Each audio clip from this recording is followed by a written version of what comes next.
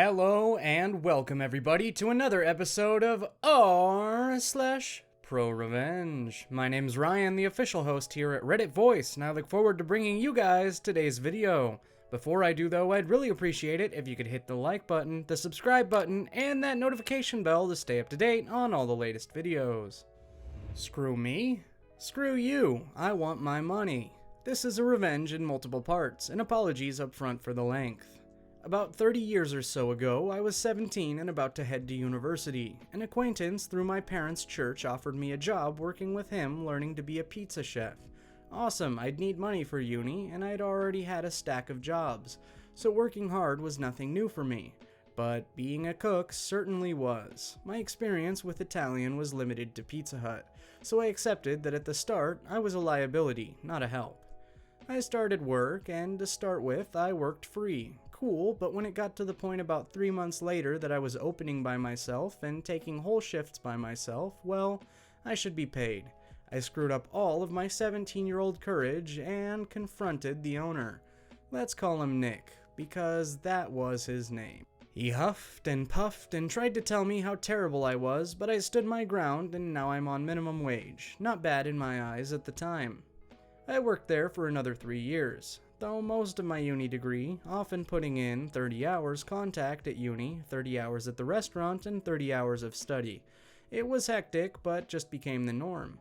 Towards the end, I became a lot more savvy and started researching labor laws, keeping records of my pay tickets, and end-of-year tax receipts, and realized Nick and other co-owners were screwing me.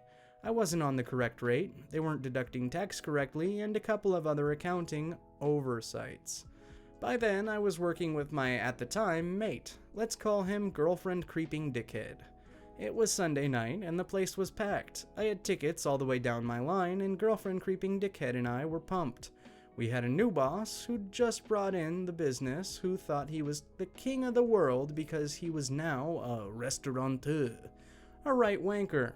But after years of having to stay back and cook pizzas on World Cup night for the boss's friends, or Christmas, New Year's Eve, etc., I was sort of used to the grandstanding, chest-puffing behavior. The night in question, the new boss would not let me start the second pizza oven. Think a 2-tier oven.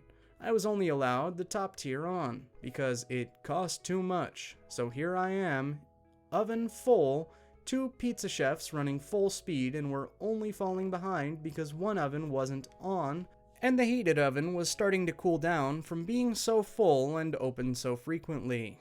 New boss gets a couple of tables of mates in. Instead of just asking us to cook some comp garlic bread or whatever, he starts loading up trays himself and putting them in the oven.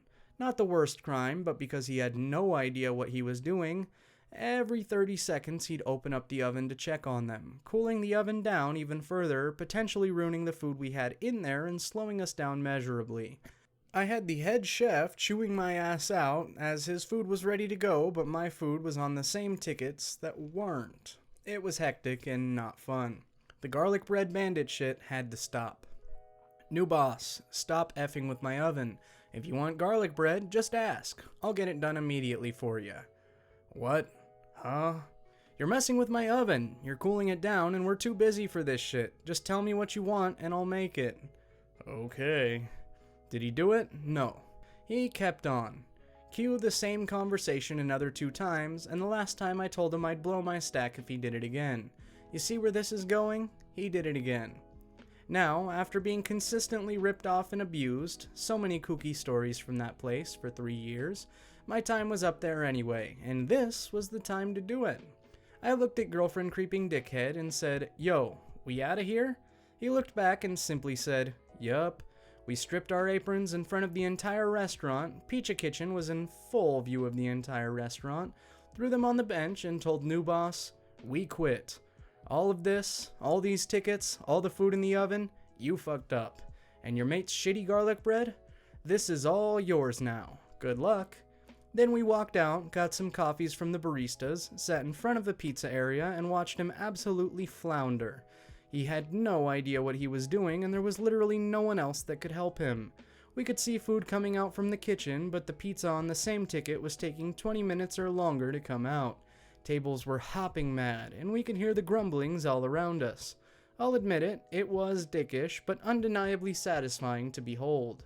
That's not the ProRevenge though. The ProRevenge was that I'd been stealing my timesheet every Sunday night, photocopying it, and then replacing it Monday mornings. I'd been doing that for over a year. I'd also told girlfriend creeping dickhead to do it.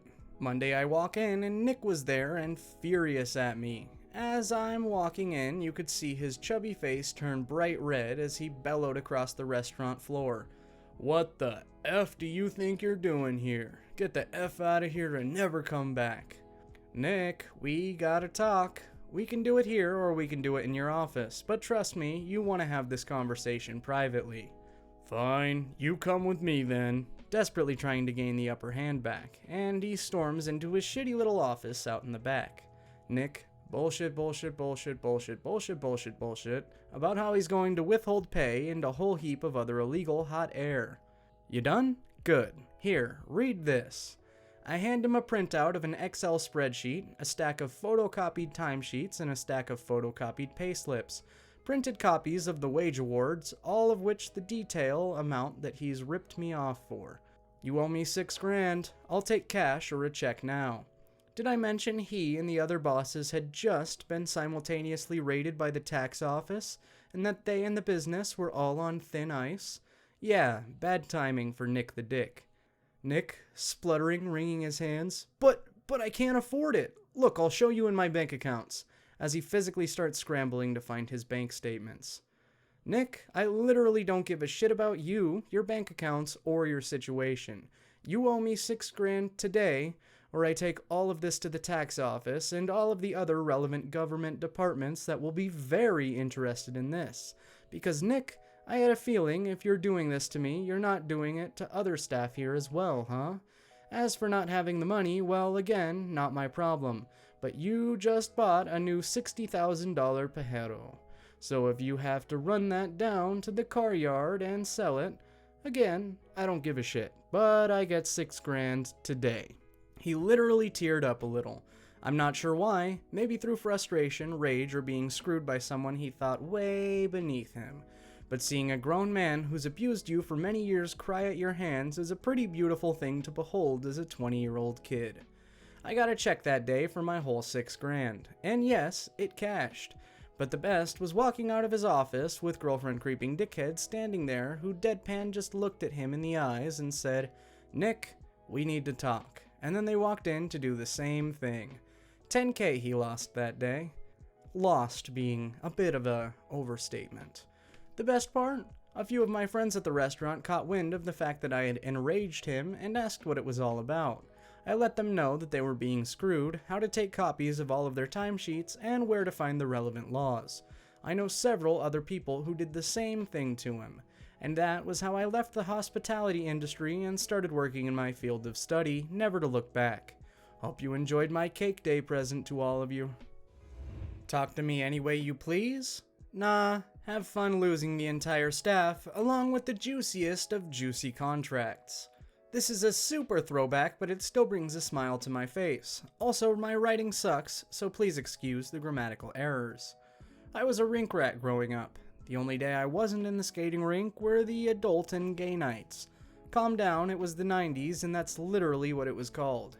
Friday night, Saturday morning, and night, along with Sunday morning and night, I was there. Hell, I didn't even leave between the morning and night sessions. I even went Tuesday nights as well. I was serious, too. I dove deep into speed skating and not trying to toot my own horn, but I was pretty good and well known. Anyway, I'd been going to this specific skating rink for years and knew everyone. One day, it was right before I had started 7th grade, the owner came up to me and asked me to go out onto the rink floor and tell some kids to slow down. I did and came back, and he asked me how I'd like to make $7.50 an hour, to which I responded, "Do I also get in for free?" He laughed and said of course. Boom. First job, and I wanted to be there anyway, so it was the biggest win-win of all time for me. To say I loved it was an understatement. And I did everything besides work the snack bar. DJ, skate counters, floor guard, janitor, hype man, you name it, and I did it.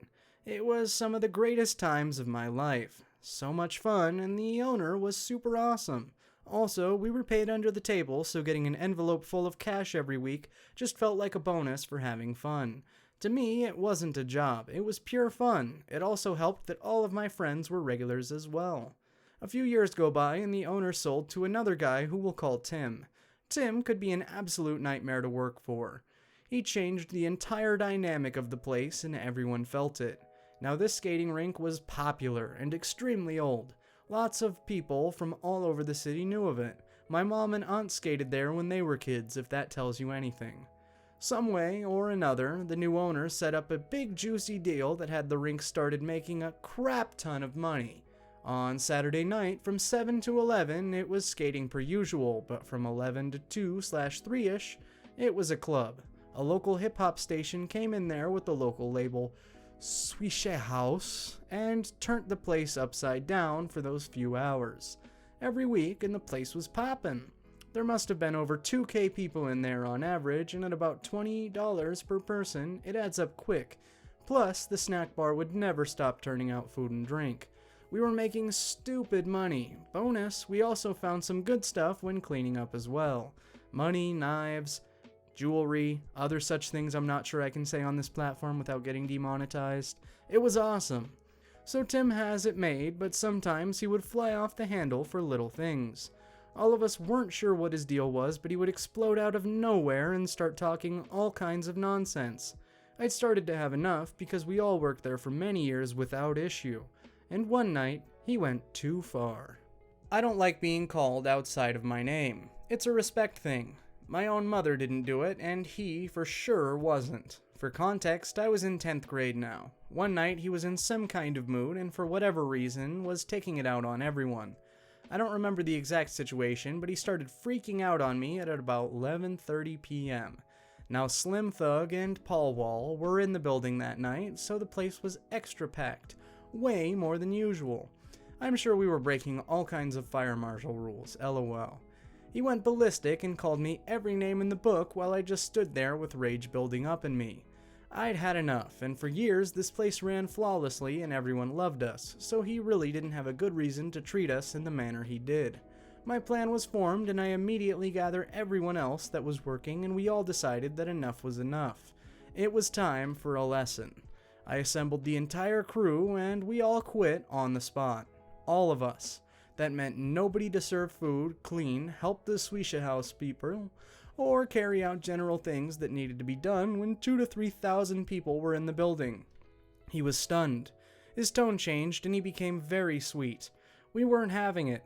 As an additional FU, I called the other 2 people that were off and they showed up to quit as well.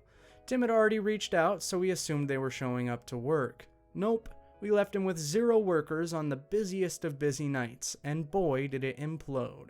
He couldn't find anyone to work, so the place went absolute shit that night. The on-duty officer told him that he needed to figure something out or he was going to close it down without workers. Well, he didn't. It closed down that night, and apparently without staff it got nasty. People started having sex, smoking, trashing the place, and all kinds of stuff. Shortly after, the radio station and label took their business elsewhere, and not long afterwards, the place closed down. He lost his entire investment.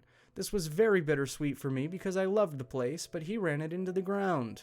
The building's still standing, and I would love to bring it back to its former glory, but my pockets are deep enough yet. Maybe one day. TLDR, new skating rink owner treated employees horrible, so we all quit at the exact same time to leave him stranded. He lost a big contract with a local radio station and a popular record label, which cost him big money. Rink closed down shortly after. Clarification edit. So, allow me to clarify some concerns. First off, this was a skating rink, so no alcohol. I've never seen a skating rink serve alcohol. The club night was only Saturdays. This never happened in any other day, ever. Yes, it was insanely packed, and when I say there were a lot of people, it's an understatement. Also, the parking lot in front of the building was crawling with people, and so was the one to the right of the building, which had a supermarket. A ton of people parked there, so the party overflowed. The people were allowed to walk in and out with the wristbands, and I know the amount of people was excessive because the building had 4 AC systems, but only 2 worked, so we would go out through the night and to cool off because the heat was so overwhelming, hence the reason customers could come and go. Yes, the crew quit. 3 of us lived on the same block and were childhood friends.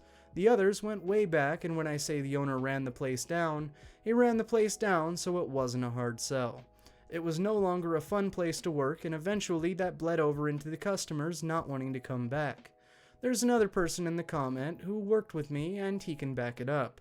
Yes, I was hired when I was 13 or 14-ish. Yes, I was getting paid under the table. And yes, I was in middle school when I started and worked there till either summer after 9th grade or during 10th grade. It was more than 20 years ago, and I can't remember exact dates for the hair splitters. Seeing as how 3 of us lived on the same block, getting a ride wasn't a problem, and eventually we all started driving. So yeah, old enough. Yes, the local radio station and local record label put on the shows. Underground hip-hop starts that are insanely popular here still. We're present every Saturday, which drew huge crowds. The other Redditor was the one I called, which was about 12 a.m. and got out of bed to come and quit. We all went to Denny's to celebrate afterwards. And with that, my friends, we've reached the end of today's video. If you liked it, make sure to leave a like on the video and also subscribe. As always, my name's Ryan, the official host here at Reddit Voice, and I look forward to seeing you guys in the next video.